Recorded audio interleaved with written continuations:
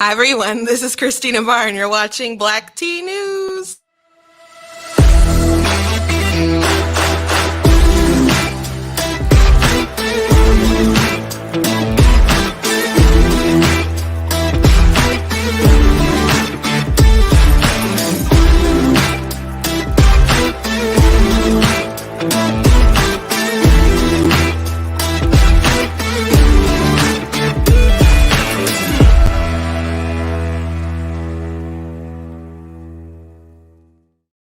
Hello once again to Black Tea News. I'm your host, Christina Barr. Sorry about the little glitch that I had a second ago. I just had reset up my program and the audio wasn't all connecting in the right way, but everything should be fine. And I'm sure you'll let me know in the comments if there is an issue. But today I want to talk about critical race theory. A lot of people have been saying, oh my gosh, it's not being taught in schools. Well, the biggest teachers union the country decided that they wanted to defend and stick up for critical race theory, and they wanted in there. There was some people got together and wrote a piece, including David French, saying why we shouldn't be getting rid of critical race theory, banning it. Like, we need to challenge it with our ideas and stuff. But it's like, children are very malleable. They're very susceptible to a lot of different ideas. And a classroom is not really a marketplace of ideas when you are a student versus a teacher. It's bad enough with adults who are newly adultish on college campuses, having to deal with professors who are extraordinarily biased, who will fail them for having the wrong opinion. And you want to make that indoctrination come earlier. So that's obviously insane. We're going to talk about that. We're going to talk about Frederick Douglass and his great speech that he gave on the 5th of July, not the 4th of July, because a lot of people are using it in order to bash the country and to kind of slander him as if he hated America and he hated its ideas and its principles and so on, when it's just absolutely not true. So I'm going to go through a bit of his speech today, or talk about it. I'm going to do a specific video about the speech. So I'm not going to go in detail as it right now, that I will go in detail later. If anyone's watching, I see some people watching. Can you just let me make sure that you can hear me? You can just type in the comments that we're all good. But yeah, we're going to go through a little bit of his speech. Like I said, I'm going to do a specific video later, but I'm going to defend him for these people who are just trying to convince us that America is awful, that America is evil, and everyone's always felt this way and everyone should feel this way. And if you don't feel this way, then there's something wrong with you. As a matter of fact, the Daily Caller put out an article about how a large majority of young people do not believe in being proud of America. 64% of young adults are not proud to be an American. That is crazy. So we are already seeing the fruit of the indoctrination. Hey guys, thank you for showing up today. Whoop, whoop. To talk about these things. I thank you for being part of the conversation, for you guys commenting, for you guys sharing, for you guys watching, for you guys subscribing, liking my page. Please invite other people to watch. Please invite other people to like my page on Facebook. Please encourage people to subscribe on YouTube. I haven't had my YouTube channel for very long with Black Tea. The more people subscribe, the faster I will be able to get to certain benefits of YouTube, including, having paid content and so on, if they, don't just demonetize everything. But hey, you got to try. So if you guys could make sure that you're liking, make sure that you're subscribing and doing all the good stuff. Of course, I do want to give a shout out to Brighter Michigan Pack, who, I'm in their studio again. If I say something that triggers you, you can't go report me. I work for myself. They're just ever so gracious to let me film in here. And I'm grateful to them. I'll be with them later this month. They're doing a fabulous charity for veterans. So they do some great work. So I really appreciate them. And make sure that you guys are going to the website, blacktnews.com. and that you guys are signing up, that you guys are checking out different merchandise that I have at the store, and that you guys, you buy stuff there and so on. But also, if you would like to support, which obviously buying products from the store does help, but if you would like to directly give, you can do so via PayPal, you can do so via Cash App, or you can just go to the website and do that. And there are costs associated, with this. And I appreciate anyone who wants to support, but if you do appreciate this content, you want to keep seeing it go the distance all the way that it can, go ahead and support. So, seeing there's a little lag. I'm not sure what that's about. It did look fine before, but we're going to keep pressing on, because there's some important topics we got to get to today. So, first thing I want to point out is, of course, we had 4th of July over the weekend, and I thought this was such a funny tweet from the embassy. From the Dear Brits, it's your birthday, period. That is from The Office, if you're not aware. And my sisters have watched The Office so many times, it's ridiculous. And so I don't even remember the full context. I just know they're having a birthday party, and Dwight and had got a sign made or something, and it's your birthday, period. And Jim was kind of on him like, that's all you had, even just like period. And so it's pretty funny. And my sister, who actually loves The Office, she had a birthday, Office themed birthday. I think it might have been a surprise party, but we had it at Chili's. If you're aware with The Office, then you know the significance of that. And we had really bad balloons and streamers, and they got her a Dundie Award. So they went up, had all the stops for her. So she had a good birthday, and they really, really liked that show. But I thought, I haven't sat down and watched them all. I've seen them watch enough episodes to recognize that was an Office reference. So I just thought it was funny. And I do also think the jokes are kind of funny, where there's traitors and so on. It's just a little funny. But let's get to it. So people are so determined right now to hate on America and to be indoctrinated with hatred and to spread it. And it's like I just mentioned before, the Daily Caller reported that there was a poll that 64% of young adults are not proud to be an American.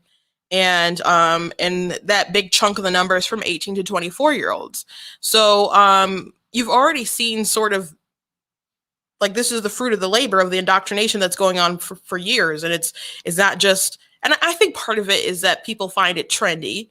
So we need to shame some of these people for being stupid, I think, because they do find that there is a trend.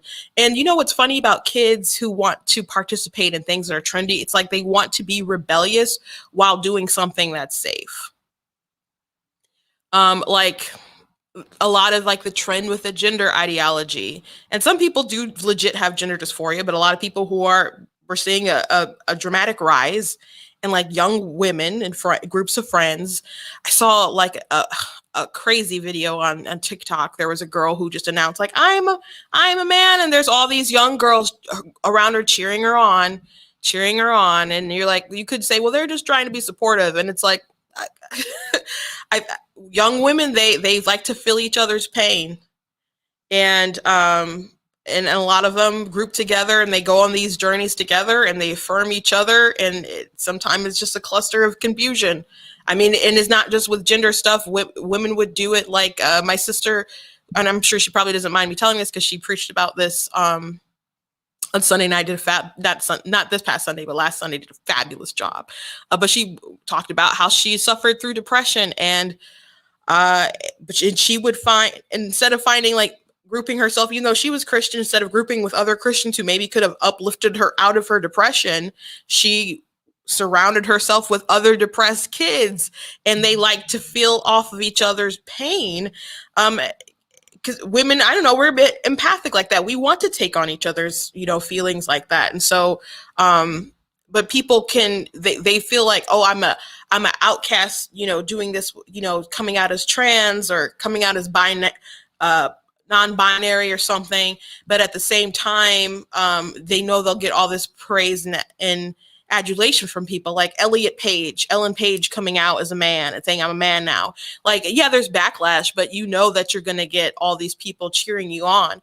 And that's sometimes why people do it to get that cheering. I thought it was so peculiar when there was that Bachelor. I can't think of his name, but he was a Bachelor maybe like 2 seasons ago, and he was the one who hopped the fence, and he was the virgin, and he allegedly lost his virginity to the girl that he chose or somebody, and then I don't know, when it started stalking her a little bit, I think, and she had to get a restraining order. So anyway, he came not too long ago. He came out. He's like, "Oh, by the way, I'm gay," and everyone's like, "Oh my gosh, he's gay." And I'm just like, this man needs therapy, not an interview on TV. Like, he like stalked a woman.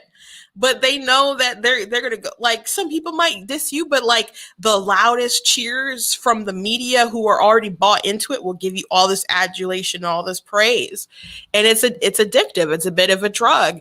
I watched Russell Brand. He did an episode of he was on Ben Shapiro's show talking about addiction and how fame and that sort of praise is part of it too. And it was a really fascinating episode of the daily Sunday special, which is hilarious to me because I just remember being so against Russell Brand when he first came out. I was so offended when he was on stand up and he said stuff like, I'll pay if anyone has evidence of the Jonas Brothers not being virgins and stuff. I'm like, that is just disgusting.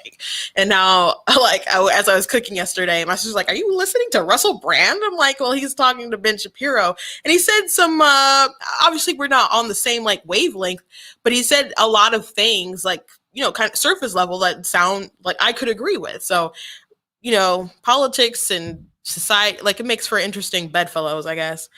But anyway, I think it's a trend to really take a dump on America for all these people who say that stuff like that, all these people who get on TikTok and even talking about hating white people or being racist, all this racist rhetoric. It's really trendy.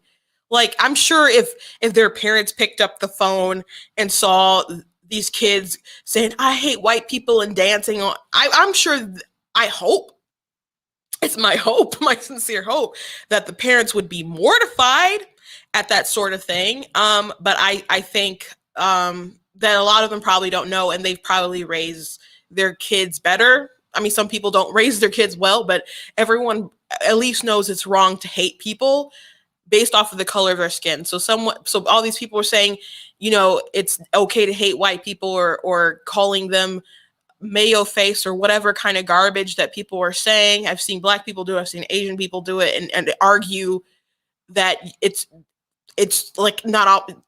not racism to be mean to white people on the basis of their race because of this weird ninjutsu sort of language we have going on where it's like, well, you have to have the institutional power to be racist. And it's like, you're going to tell me Cori Bush and all these people don't have institutional power to be, like, they're sitting Congress people. Like, what do you mean? They have way more institutional power than a white kid from Appalachia. So, but I don't think a lot of these times, these people are very young, and I don't think they've just thought things through, and they just see it as a trend, and someone has taught them to be angry, to be hateful, and that it's trendy, and there won't be real consequences to it, especially because something like TikTok, there was this one super viral video of a girl dancing saying, "I don't like white people," and people reported it, but I don't know if it's still there, but it was still there for a very long time. But at the same time, they will get rid of your content in a snap of a second. I was very concerned over the weekend because This Is Savvy. She's been on my Let's TikTok About It before. I'm sure you've probably seen one of her videos. She really went after Alyssa Milano. She had another viral one that was about reparations, and she actually went on Fox News to talk about it. Excuse me. And her account was gone. And I'm like, if they get rid of Savvy, and she has over 700,000 followers. I'm like, if they get rid of her, because she may tell you off, but she will do it in like the softest, even maybe the kindest sort of way. And I'm like, if they get rid of her, there's just no hope for the rest of us, because I don't have as much chill as Savvy does on this app. Like, so if they're gonna say that she's hateful and the sort of stuff that she says is hate speech, then there's just not a chance for the rest of us. But but they'll keep, dancing, I hate white people. They'll keep that. They even took down a video of me talking about AOC and Matt Walsh when they were going there back and forth about it's Trump's fault that my grandmother's roof is bad. And then he's like, you can go pay for it yourself. And then they're like, well, let's raise money. And then it's like, oh, surprise, surprise. The family's like, no, it's not because of Trump that the roof is messed up. And this is like a dumb story. But anyway, I reported on it like the night it happened. And I woke up in the morning and the video was like flagged, and I repealed it. And within like 5 minutes, something ridiculous like that, they're like, yeah, we reviewed it. It's bad. You can't post it. This is a hate speech. It's bullying or whatever. And you can absolutely talk about public figures on TikTok. It's in their rules. And I didn't say anything too, out there, but they got me, and it's still not there. And so they got me with this really dumb violation, and other people talked about the same subject. So that's what's really trippy about it. But that's a knock against my account. And so who knows when the next time they'll knock something that doesn't make sense, and then I could just be gone. But they don't care about people getting up saying that they hate white people, or you can't be racist to white people, even if we call them mayo face and ice roaches. I don't know what they said, just crazy stuff. So they know that there is no repercussions for that, and they think it's trendy to hate on white people. There's also this trend, and I don't know if you guys are seeing it anywhere else, but this is like all over TikTok, where they're calling white people colonizers. And I know you may have heard that, but it's really a thing on TikTok, where they're calling white people just colonizers, period. And there's this one Native American guy who's really, really pushing it. But in a live, someone screen recorded him, and he was saying, "I don't hate white people. I talk to them. I went to school with a bunch of white people. It's like I go to Olive Garden," which it was it was the most absurd thing. Like kind of is like, I don't hate white people, like speech. It was kind of like, if you just imagine that he was maybe a white person and talking like about black people, and it was like, I don't hate black people. Like, I go to Chicken Shack. Like, like that's how ridiculous it was. But the point was, he said, he kind of admitted that it's a facade, right? That is sort of his grift. So much so that he sells T-shirts about white people being colonizers. So a lot of this is trendy. I don't know how deep and philosophical, like a lot of these kids are dumb, and I don't have a nice way to put it. Like they just have no surface level ideology. And if you ask them questions, a lot of them will buckle. Some people are doing it to get views and clicks. Even like major content creators. There's one who deleted his account because he got caught in like some sexual stuff, but a screenshot came out of him admitting that he just said some of his stuff because he's in the creators fund and he needed a certain amount of clicks because he's trying to make some money. So who knows how genuinely, I guess this is like the light at the end of the tunnel, right? The sliver of hope I'm going to give you right now is that not all of these people are really defined in the hatred that they are spewing it. A lot of people are just going along with the crowd. Some of them, don't even genuinely feel the way that they feel. And if you push them, then like if I push them or you push them, or Candace Owens or Ben Shapiro or whoever can just push them a little more, then maybe they would break and they'd be like, oh gosh, I'm a fool, But if they keep going through indoctrination camp after indoctrination camp after indoctrination camp, all the way, through college. It's bad enough we have all these people going through college with all this indoctrination stuff, but now you have it so that people are trying to teach it all the way from like kindergarten on up, with all this anti-racism, being anti-racist, but you have to like be a racist to fight racism, essentially, with the Ibram Kendi stuff, who was they just asked him to speak on behalf of like a teachers union or something like that.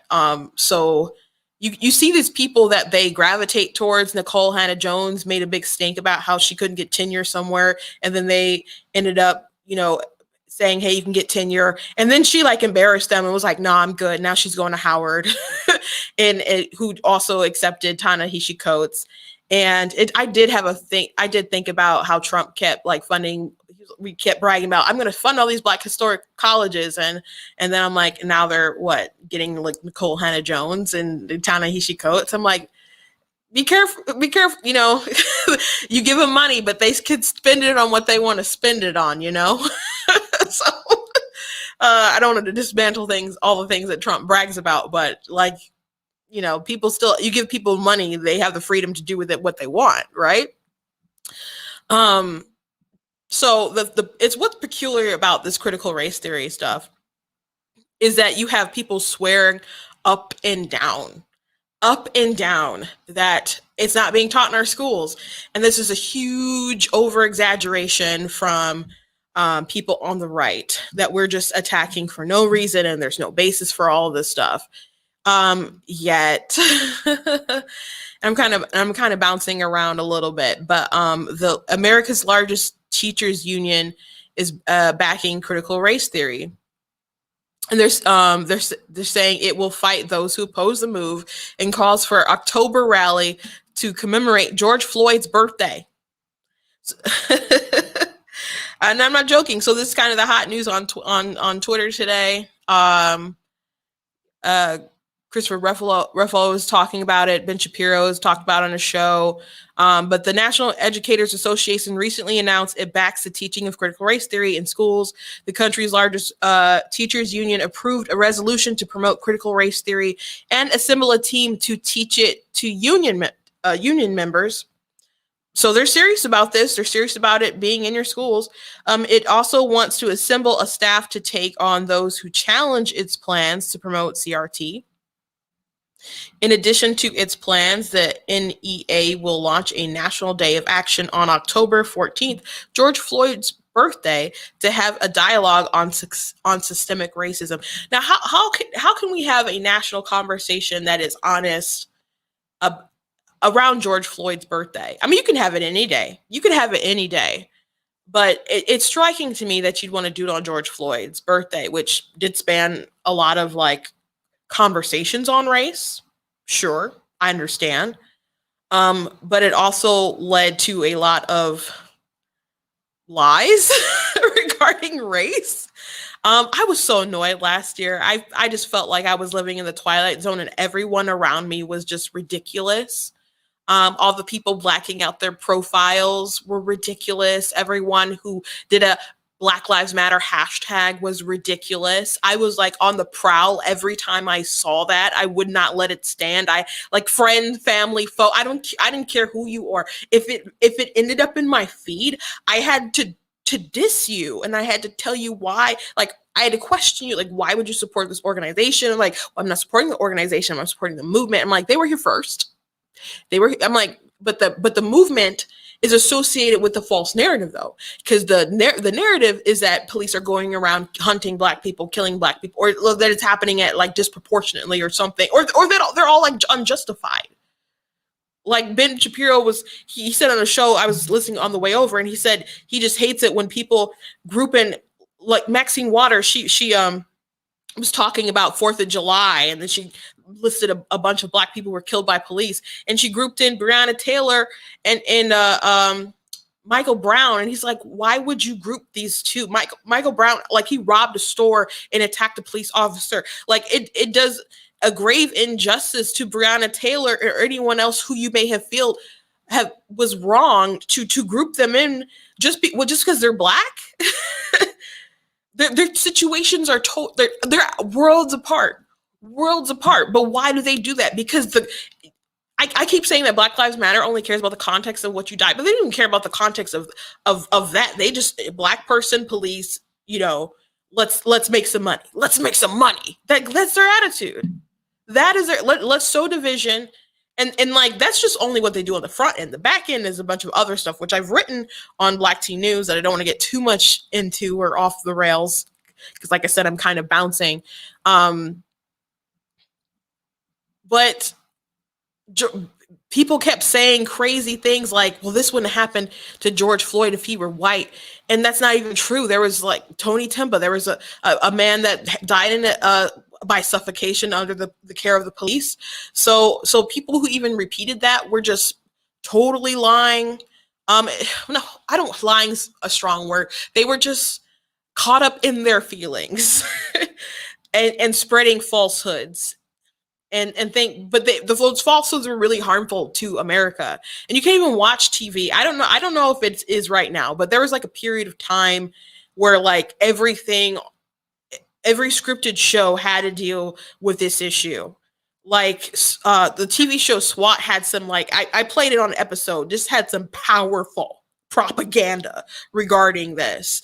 People are gonna watch like back TV some years from now and be like, what was going on in America at this time? And but the craziest thing about the George Floyd case is that none of it, like I watched quite a bit of the trial and I watched the entire closing. And race never played a factor in it all. Like as far as like them saying that Chauvin was guilty, like never played it was never alleged that it was a hate crime in the actual, like that's what everyone was like made to assume. That's what they pushed greatly. But that was the whole point of the marching and the rallying and the protest and everything. Right? But when it came to actually trying the case, guess what? Race didn't play a role in what happened at all. They didn't have that. They didn't have any sort of evidence to back that up, to put that on trial. It was about the actions of a man and how they harmed someone else. And so that's really why I hate all of this talk about systemic racism.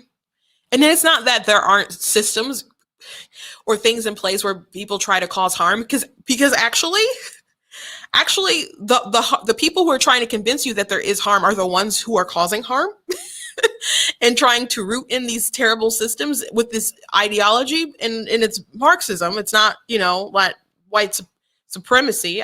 In a way, I guess it could be, but it's really, Marxism is, and they're using cultural Marxism because our classism isn't set up in a way that, just how America is set up in the history of slavery, it's much more easier to make Marxism, to swallow it, if you pepper it with racial division. And critical race theory has a connection to critical theory, which is a Marxist ideology. It is not a right-wing talking point about critical race theory being steeped in Marxism. It just is. And if you say it's not, you don't know what you're talking about. Anyone who tells you that is lying doesn't know what they're talking about, or they are lying to you.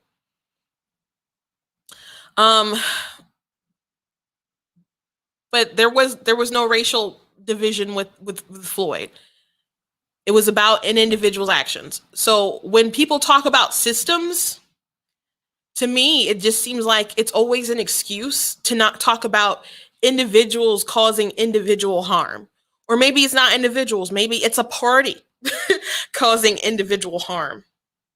I think it's so funny when people say that they want to teach accurate history, yet they want people to believe that there was a party switch. Isn't that crazy? Isn't that crazy? There was a Ross Dutot. I'm sorry if I butchered that, but he writes for the New York Times. He tweeted something and said, my baseline assumption is that in a country that enslaved a population for 250 years and subjected them for another century, it would be very unlikely if some version of systemic disadvantage did not persist. And Stephen Miller retweeted that and said, Who is more responsible for that? Your 9-year-old or the political party who has controlled Chicago for 100 years? So we talk a lot about systems, but why aren't we? And they said they want honesty, right? They keep saying we just want an honest portrayal of history. We just want honesty, right? Well, that's a lie because no one wants to have honest conversations about who was in charge, who's doing bad things, that who are the, when they put all these negative impacts that end up hurting people at, disproportionate effects with like black people who people or whoever, who are the ones who put in those policies and rules and so on. And when you look at their politics, do they have an R next to their name usually, or do they have a D? So I think systems is just really a smokescreen to absolve people of any sort of real responsibility. Because you could talk, even when people like apologize for white guilt, and they're like, white people, they say, if you say I'm a white person, I'm racist, we're all racist, aren't we? It's like, no, you admitted that you are a racist. So why don't you deal with that? Why are you lumping in every single other white person into your dysfunction? Congratulations, you've realized that you are a racist person. That's terrible. But what you're not going to do is slander every other white person because you don't want to take accountability for your garbage lifestyle, for your garbage ideology. So if you are a racist, you deal with that. That's a you problem. It is not an America problem. That is a you problem. And apparently that's a progressive left problem with all these white people going around saying, well, we're racist. We have to embrace our whiteness and admit our guilt and our faults and stuff. That sounds like a you problem. That's what drives me up a wall when people say, well, Republicans are racist and Democrats are racist. I don't think it was Republicans going all around last year confessing their white guilt and their racism. I'm pretty sure that was, I'm not going to say Republicans didn't do it because there's some that got on my nerves, I'm going to be frank, but that was mostly at large a Democrat problem. So you guys already admitted that you're racist. You guys already admitted that you have a racism problem. But because you have confessed it, like you want some kind of special adulation, like, well, I'm working on it. Like it's like a Pharisee who fasts in public, like, you see me worshiping, don't you? I'm better than you. That's what it's like. But there's no real accountability for actions. And that's why I hate it. And so many times I'll get into conversations with people, I'm like, you're always looking at systems, but whether they disproportionately affect people or so on, can we just look at individual actions and really see if the root of the matter was actually down to racism? Can we do that? People don't want to do that because they want to tear down the systems of America, all of them. Like, people have told me the Constitution wasn't written for brown people. Isn't that crazy? Somewhat, I know this video I did the other day regarding Frederick Douglass and talking about Alyssa Milano, and her tweet about Frederick Douglass and his speech. I did a response, and I'll have to jump more into that in a little bit. But someone replied and said, "Well, you don't have to, just because you don't like the flag and you don't like the anthem doesn't mean that you hate America, but you just, don't like those things about it. Just because you don't want to unify around those things, there are legit problems." And then they said, like, the Constitution stuff that wasn't written for us, that's not for us, or wasn't at the time. And I think it's a really not good argument. Like, surface level, I can see how you can get there, but just like think about it on a deeper level. Like, it's for the American citizens, guys. Think about people who immigrate over here. Like, when they were a citizen of Cuba, did the Constitution apply to them? Was that for them? When they become U.S. citizens, though, and they drool over learning that there's so much stuff you got to learn when you become a U.S. citizen, and so many people who immigrate over here properly take such pride in being in America and American. and they embrace those things, and they embrace their freedoms and their liberties that are outlined for them. They're not going to say freedom of religion, freedom of speech, my right to assemble. They're not going to say all those things don't apply to them because they weren't born in America, or maybe at one point in time didn't know if they'd ever get to America. But they are an American. But I was that person who commented. I'm sure they were probably born in America. I was born in America. My parents were born in America. Their parents were born in America. Their parents were born in America. I have a legacy that does trace back to slavery. And guess what? The Constitution is 100% for me. It's for me. It drives me up a wall. It drives me up a wall. And people don't realize how evil all of this indoctrination is, all this division is. Like I talked about, I think on Thursday, when I streamed on Thursday, no, maybe it was Friday, about why symbols are important. I talked about the national anthem and how, it's a war song. It's based off of a poem that's about a specific battle, right? That's what it is. It's like 4 stanzas or verses or whatever long. And it's about a battle. And before it was adopted the national anthem, there are other patriotic songs that people liked. Yankee Doodle Dandy. I had a friend of mine, Jacob, his birthday was on the 4th of July. I got the Facebook notification. I was like, "Oh, you a Yankee Doodle boy?" And he just laughed and said, "Yeah, that's true." People like songs like that. But after the Civil War and people saw how torn apart the country was, they acknowledged the power of having something symbolic to unify everyone. And they acknowledged that it was the flag. And so a song that had all this turmoil raging on throughout it and the flag still waving on, like a symbol of hope, that's the song. And so people started gravitating toward that song.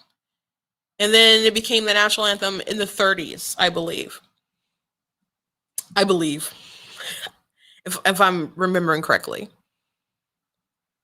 Now, are there other songs that are patriotic that I prefer to sing? Yes, because frankly, that is a song with a lot of range, so it kind of seems weird that everyone sings this song. Sometimes you're like wincing a little bit when it's like you're jumping and everyone's like, "Oh," and it's hard to sing. It's the one song you don't want to mess up. The one song you don't want to mess up. That's the only song I'm just like, I'll sing it when people ask me to. It's an honor and a privilege. Not my favorite song to sing. But it's an honor and I will do it. I heard I can't remember which famous Black singer said this, but she made the case that she thought America the Beautiful probably would be a better national anthem because it just talks about the beauty of America, the greatness of America, and the other one's about war. And it's obviously an easier tune to sing and multiple sing it. I thought that was actually a good case, honestly. But I'm not going to not. But if all these people who want to just cancel the national anthem because they don't understand history or context and they just want to hate on America, I don't appreciate that. We need symbolism to draw us together. We needed things like coming together to a ball game or a football game or a baseball game, especially when there was so much division in the world, to just come together and to stand together and sing the national anthem, hold our hearts on our chest and be united as one. We needed moments like that. And Kaepernick, Winberry, people like that are just sowing division, and it's not healthy. They have their First Amendment rights, sure. You don't always get to do that on everyone's platform. It was inappropriate. But yes, you have people died for your right for freedom of speech, sure. But it's so much division, and it was toxic. And I mentioned this also about Jonathan Isaac, who was a basketball player, and he wouldn't wear the Black Lives Matter garb. He stood for the national anthem. And then reporters asked him, like, "Don't you care about Black lives?" Can you imagine being a young black man? All you did was stand for the flag during the national anthem, show respect to it like everyone would do normally in every other year of their lives. And a white reporter asked him, "Do you care about white lives?" People questioning, "Do you care about black lives?" And he said, "I don't want to draw attention to Black Lives Matter." He said, how I want to fix all the trouble that we have today, I want to point people towards Jesus. That's what he did on his platform. And maybe he knew people would ask him because he's the only one standing. So that would be a question. You know what? Like a good Christian boy, he took that opportunity to point people toward Jesus. And I'm not saying other people down there who were kneeling weren't Christian, but they missed their opportunity to be a light and a witness. But he was able to stand alone and point people toward Jesus. And you know what?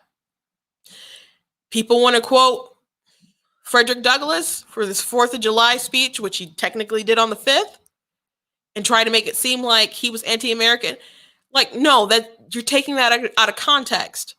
But why don't you care about other things that Frederick Douglass said? Especially like a lot of his stuff that he said about religion, about how he realized whether you were slave or slave master, that we are all sinners.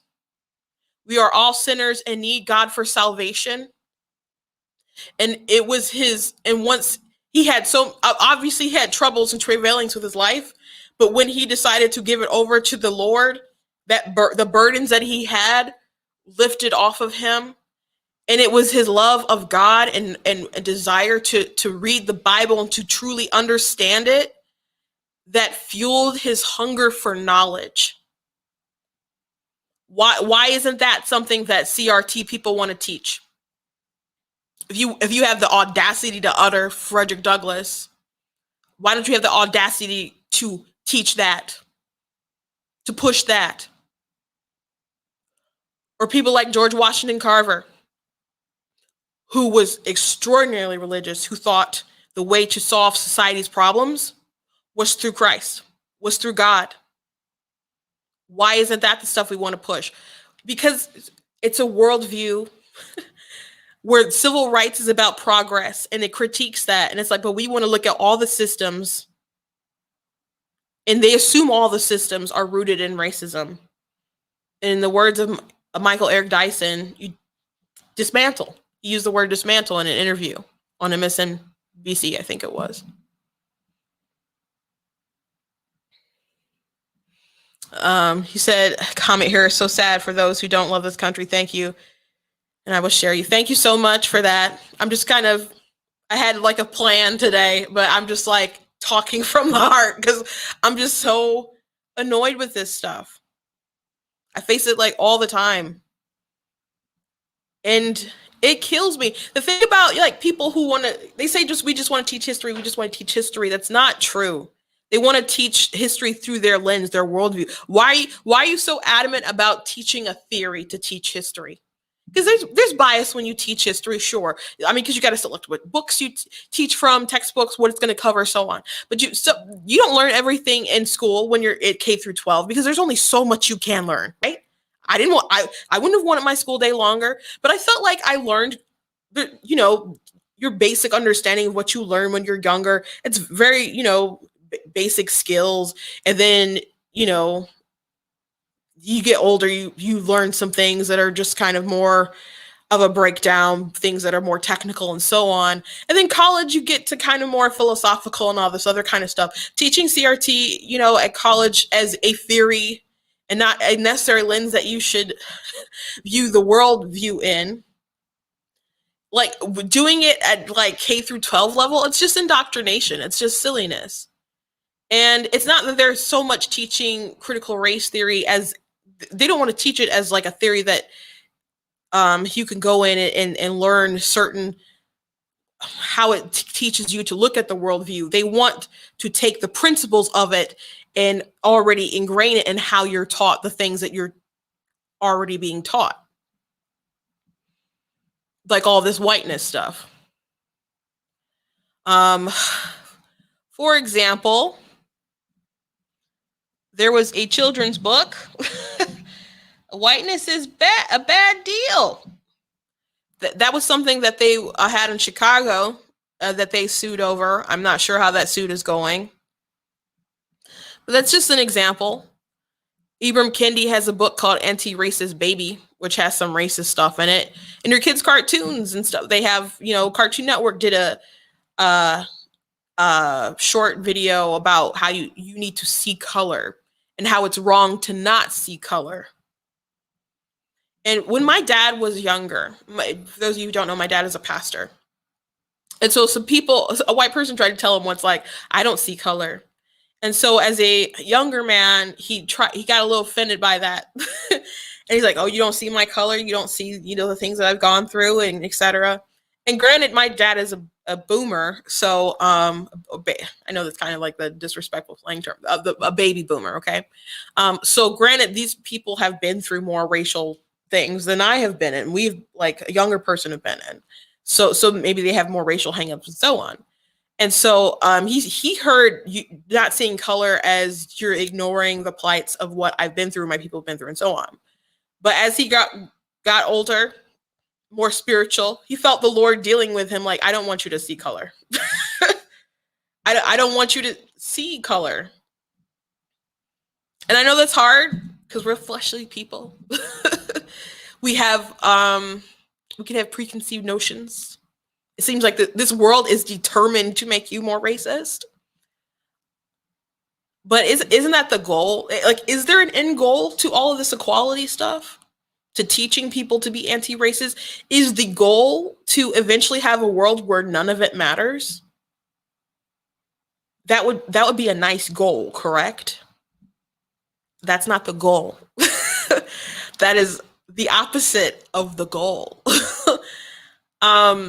I'm going to play this clip from the Washington Post from this really racist video. I did a full reaction video to this, so if you have not seen it, please go and watch it because I think it's kind of funny.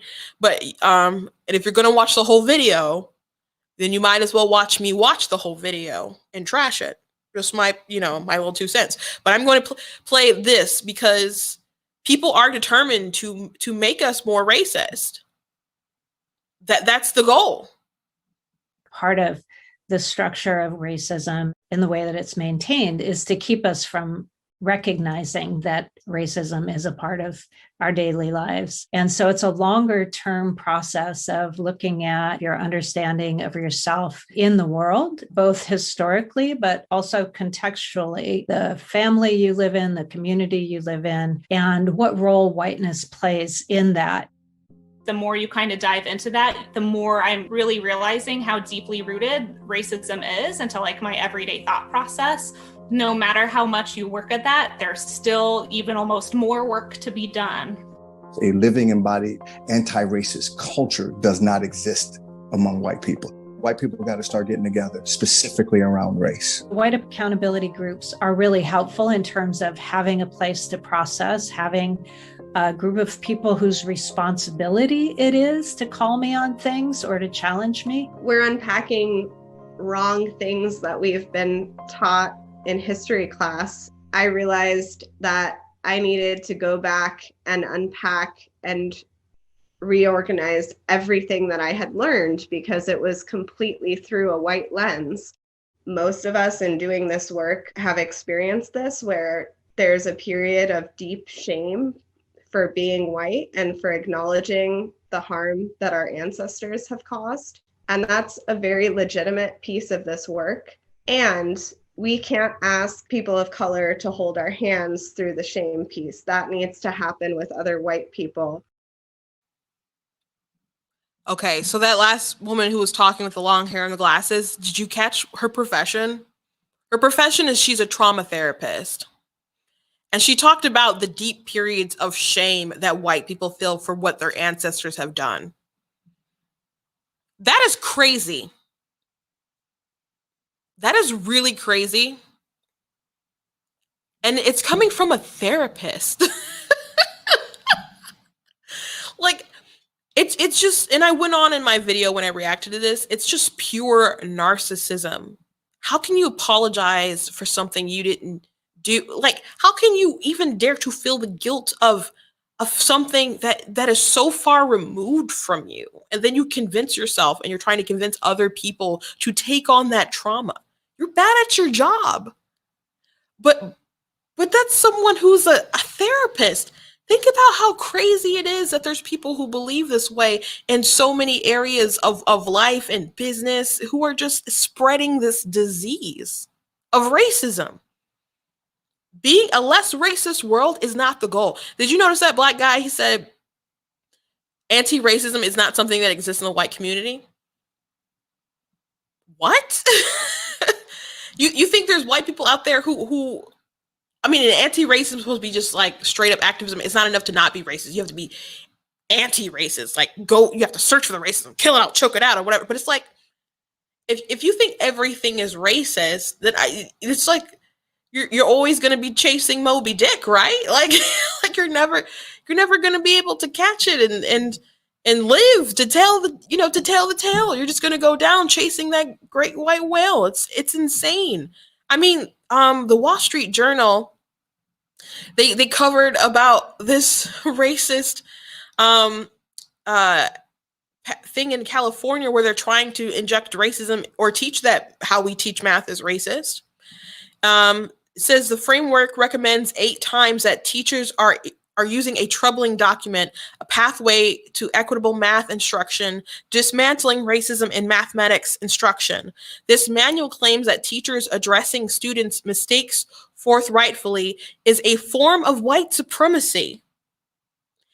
It sets forth indicators of white supremacy culture in the mathematics classroom, including a focus on getting the right answer. You know what, guys, I am black, I promise you. I really wanted to get the right answer. I really wanted to get the right answer. Math was not my passion. I was pretty good at all the academics, right? I don't think it's white supremacy to tell people they're getting stuff wrong. I don't think it's white supremacy to encourage people to get the right answer.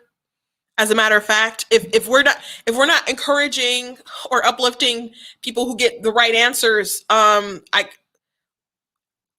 where's my glory? It's so infantilizing. It assumes that minorities can't do well. So for expecting people to do well, holding them accountable to right answers is white supremacy. Teaching math in a linear fashion, requiring students to show their work and grading them on a demonstrated knowledge of the subject matter. It's just crazy. It's crazy. This is the world we live in. And this is the world that they're trying to expand. I did well in school. That was another crazy thing about last year and everyone apologizing for their white guilt and etc. I went to Pontiac schools until the middle 7th grade. And then because of financial reasons, we ended up losing our home, and we ended up moving out to a trailer park. My mom likes to call them manufactured home communities, out in Holly, technically Davisburg, but I graduated from Holly schools, but I did well out there. And as a matter of fact, being out there was great for me because there was a lot of different opportunity out there that I wouldn't have had otherwise. I did really well in Pontiac. I'm sure I probably would have graduated in the valedictorian or something if I was there. I ended up graduating number 9 in my class, and I did well. I excelled. I applied myself. The atmosphere was totally different. The participation the parents had was different. It just so many things were. I didn't really care if my parents showed up for stuff, but sometimes it's y'all better show up because these kids gonna think y'all don't love us. It was just a totally different atmosphere, and there were more resources and so on. And I could excel out there, and I did excel. So watching people apologize for their white guilt and everything, just online, I'm just I don't need your pity. I didn't need your sympathy. I just needed an opportunity. And you're getting on here making yourself look like dang fools. It was so frustrating. living in the world that was 2020. Well, all this like white guilt was just exploding everywhere. Everyone just vomiting out just nonsense constantly. And people admitting that they're racist. I'm like, were you racist the whole time I knew you? Because I had a good time out there. It wasn't perfect. There was an incident I had to like squash one time. That would have been pretty bad. And I can't go into the story right now because I'm running out of time. But I thoroughly enjoyed it. I made a lot of good relationships with people. And just the arrogance that they instilled in people last year to express their white guilt, their white privilege. It was disgusting. It's so disgusting. I can't say enough terrible things about it. But that's the world we live in. Math is racist. Math is racist. Like it wasn't like the thing that I loved.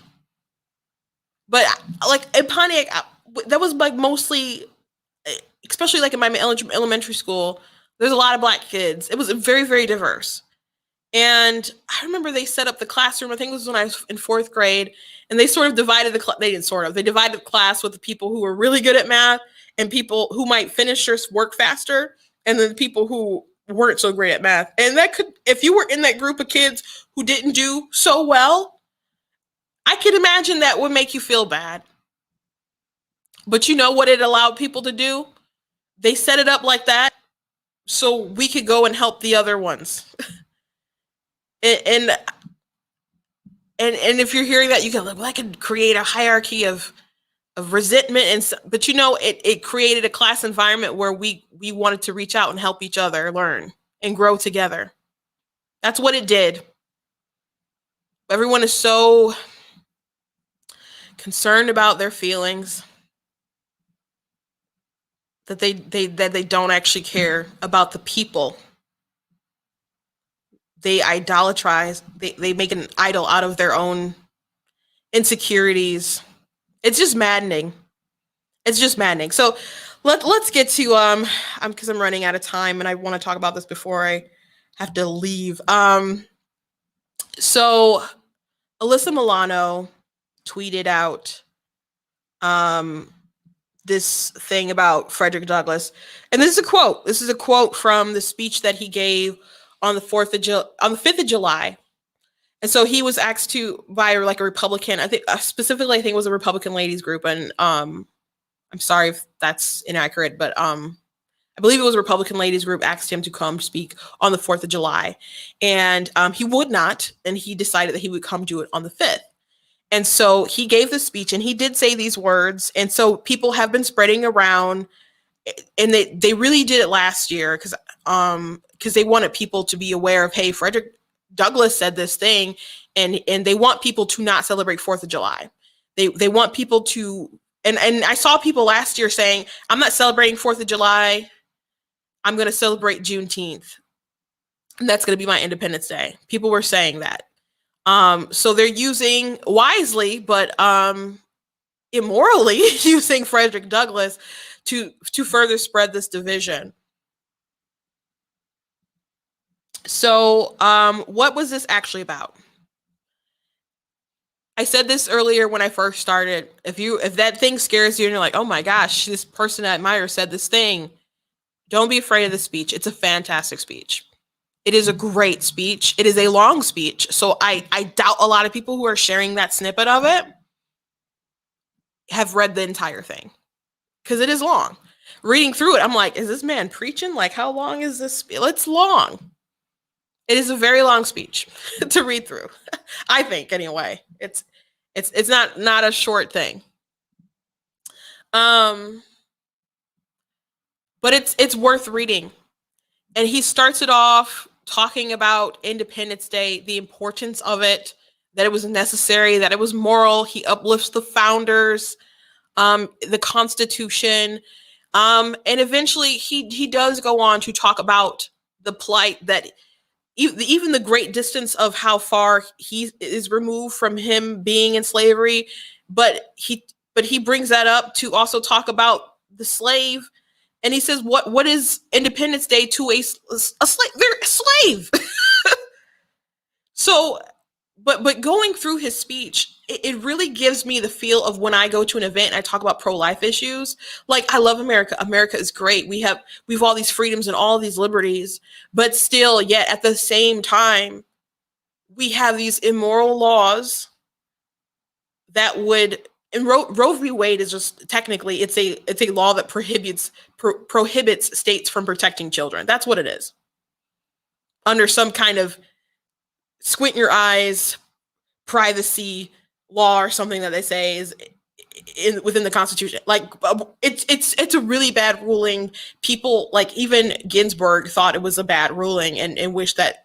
I mean, she technically wished that we could have had abortion kind of ruled in a different sort of way, but a lot of people believe that Roe v. Wade is just a bad legal ruling. People want to protect it tooth and nail, but it's a bad legal ruling.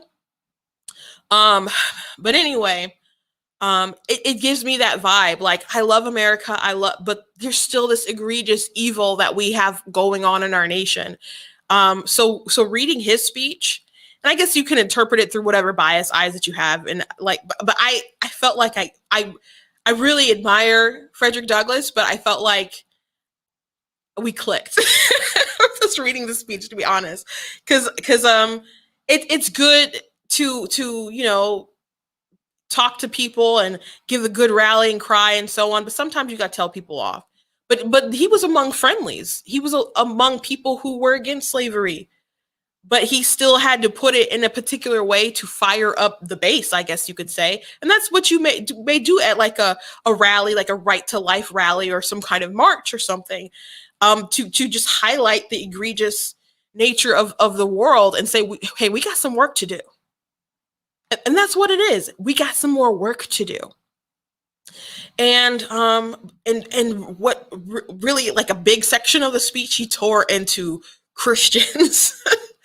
And I already mentioned that he is like staunchly religious, but he said that the Slave Fugitive Act, when you could go like across like any state line to bring a slave back, he said Christians should have saw that as an infringement on religious liberty, that the government would expect you to participate in that sort of evil when scriptures tell you differently about how you're supposed to treat people and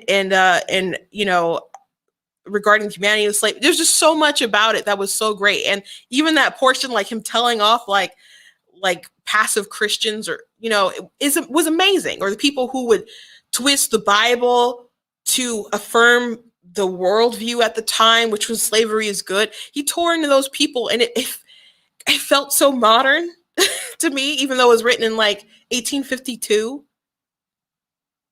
Because you feel that way with progressive Christianity, people twisting the word to just like, to go along with what's popular at the time, with feelings of the time. Like, the Bible doesn't change. God doesn't change. Same today, yesterday, and forever. But people, their opinions change, their worldviews change. But the Bible's not supposed to change. But people will try to twist it, like, to change it.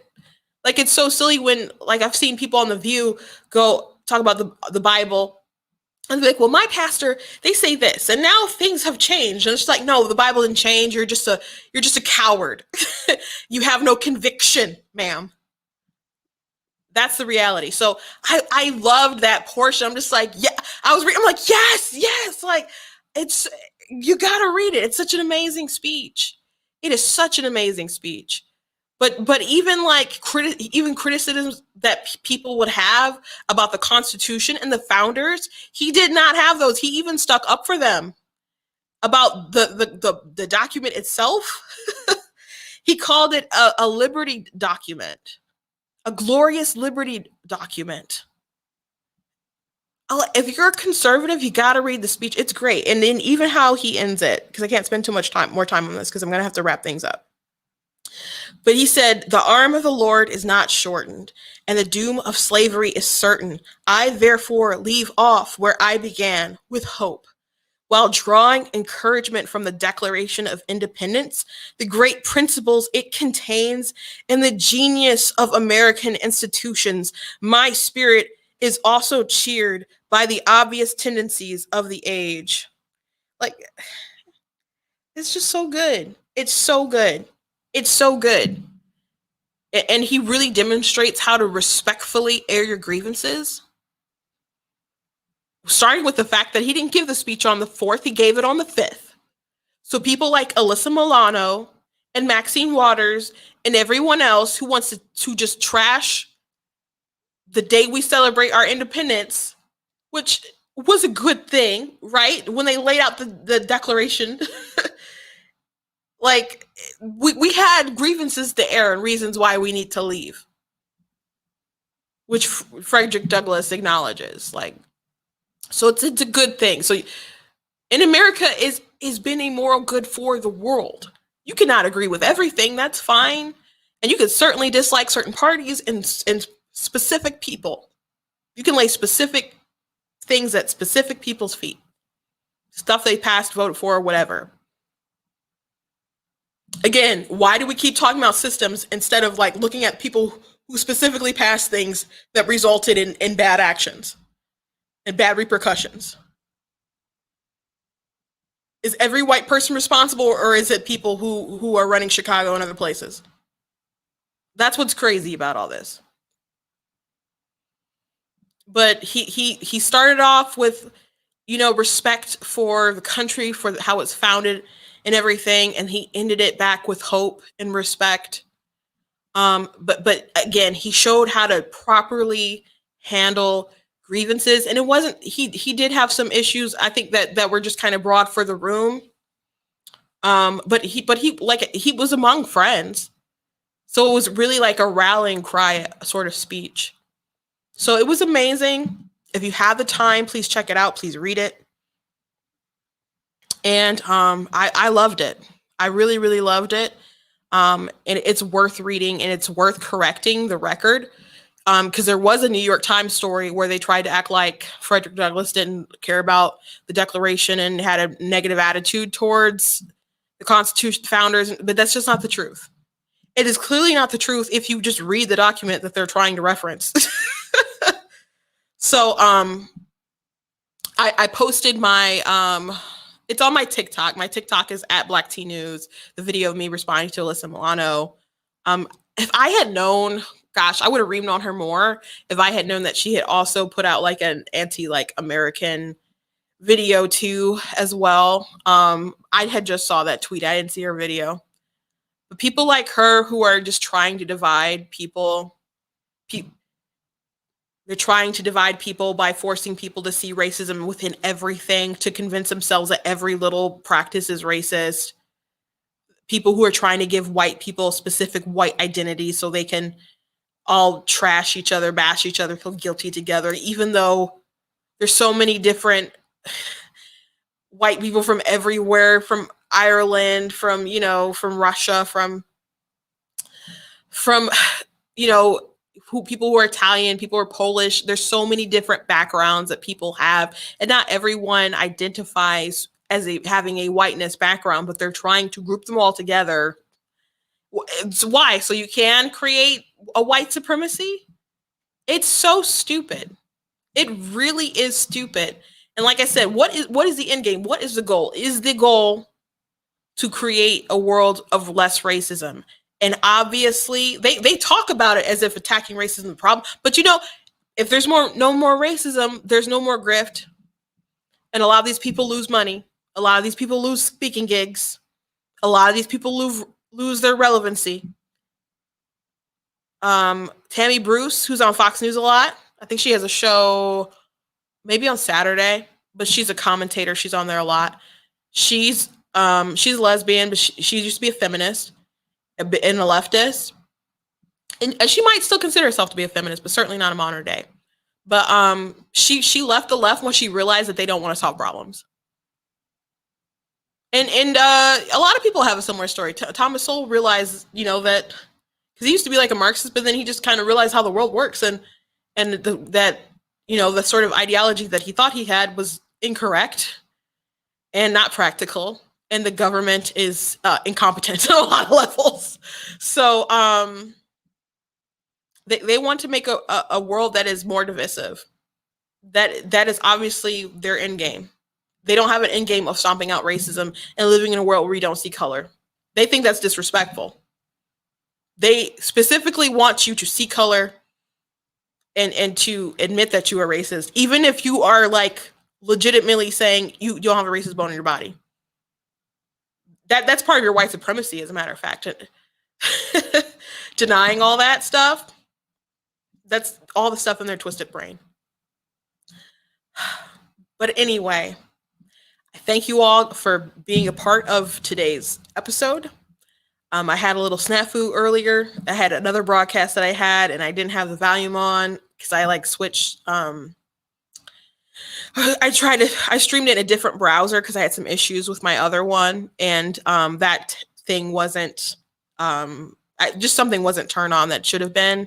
So that was the issue. If you were there when people were commenting saying, I can't hear you, thank you for commenting, because that would have been epically tragic if I went through this whole rant without like everyone being able to hear me. And but I thank you for being a part of it.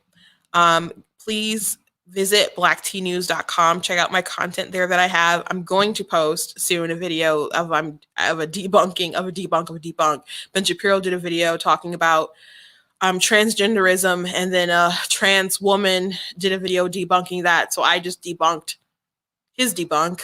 So that will be up soon, probably tomorrow. But it's interesting. So please make sure that you're following me on Facebook, that you're following me on YouTube, that you're if you have a TikTok, follow me on TikTok. That's actually like where I'm on and popping the most on the TikTok. I have a backup account there too. So make sure you follow me there, but make sure you go to the website. And if you would like to donate, I appreciate that so much. If you live in the Michigan area, I'm going to be speaking about critical race theory at an event, the Lake Area's Tea Party event. I'm pretty sure it's next week, Monday, next Monday. If you're local, you probably know what that is. And my specific topic is going to be the media hypocrisy involving critical race theory, because they are going to have someone else who I think is going to define it and so on. So that would be a good event to go to, especially if you'd like to see me in person. Little side note, Chief Craig is a former police chief of Detroit. James Craig is going to be at an event, I believe at 5 o'clock or 5:30 in Jackson, at the spot where the Republican Party was formed. I know we have like beef with Wisconsin about that, but at an event, Republican event, some people are expecting or hoping that he will formally announce that he's running for governor. I don't know if that will be the event that he will do that. It was in the news though, several different local news. So I think people are hoping or expecting it, bracing themselves for it. I know that it will happen. I'm just not sure it will happen today. But I'm going to have them on soon. I'm just working out with the schedule, and you guys can send questions when that happens. Again, please support the website. Please check out merch that I got there. And please check out my book, Slay Your Fear. I think that became like a year old, like maybe it was yesterday, the day before, or something like that.